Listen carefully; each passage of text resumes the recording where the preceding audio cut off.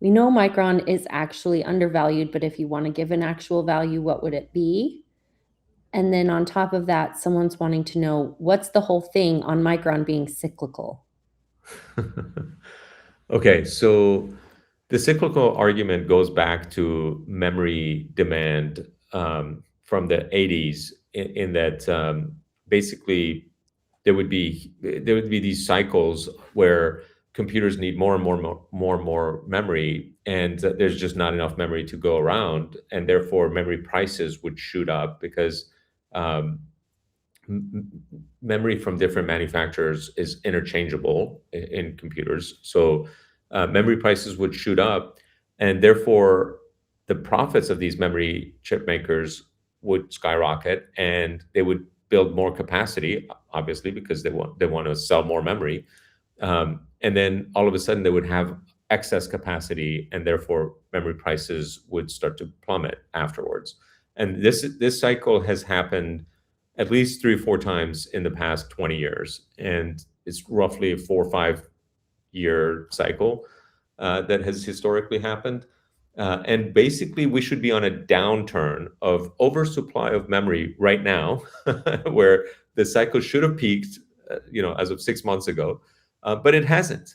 And then the question is, well, when will the cycle peak? And the answer to that question is unknown, because um, the demand for AI has not peaked, and AI just needs more and more memory because of context. Context is super important for AI. Um, and More memory capacity will not come online until at least middle of 2027. And even that capacity will likely be sold out based on the current trajectory of things. So that's what people mean when they say, memory is a cyclical business, and, Micron's margins and demand is going to collapse. But everyone who's said that for at least the past year has been dead wrong, and no one predicted that Micron was on track to make $100 of profits per share. Some people don't even think Micron should be worth $100 per share. They're going to make $100 worth of profits this next 12 months.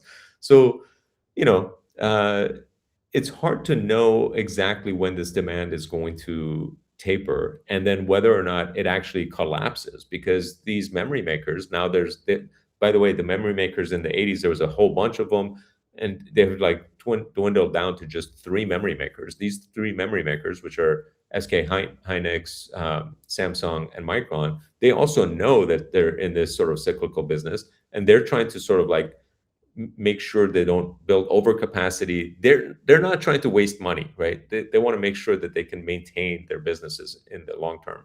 So they're making long-term contracts with their customers. Micron, for example, on their last earnings, talked about how some of their customers are starting to sign 5-year contracts. So again, if they can start to have predictable demand for the next 5 years, all of a sudden this cyclical concern starts to go away. And then it becomes, well, how much should a company that generates $100, maybe goes up to $150 of profits per share in the next couple of years, how much should a company like that be worth? And if they can consistently produce that kind of profit, well, the typical tech company is getting somewhere around 25 PE. So 25 times $100 per share, that'd be $2,500.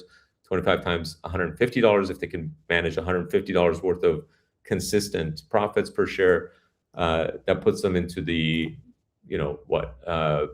closer to $3,500, $4,000 price range. So, I mean, it's hard to know what it should be worth, but that's the way I'm looking at it. I think that the risk outweighs the potential reward for Micron. And again, that's my perspective, not investment advice. But You mean the reward outweighs the potential risk? yes, You said it the backwards. risk is worth taking. Right. Is Yeah. what Yeah. yeah. Funny enough, I wanted to talk about Micron being cyclical this episode. We just didn't have time for it.